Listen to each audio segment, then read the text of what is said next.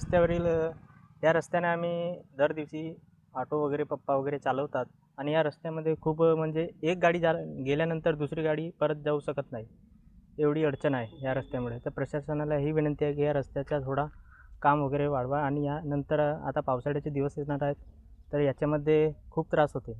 रस्त्यावर खूप गड्डे पडल्यामुळे खूप अपघात पण होते आणि खूप अडचण येते आम्हाला. प्रशासनाकडे या वेळोवेळी आम्ही निवेदन दिले तरी पण प्रशासन दुर्लक्ष करत आहेत.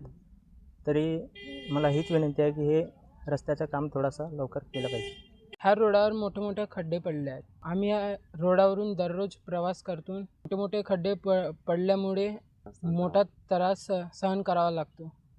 वारंवार आपण प्रशासनाला निवेदन पण दिले आहे, तरी पण या रस्त्याची अवस्था तशीच आहे.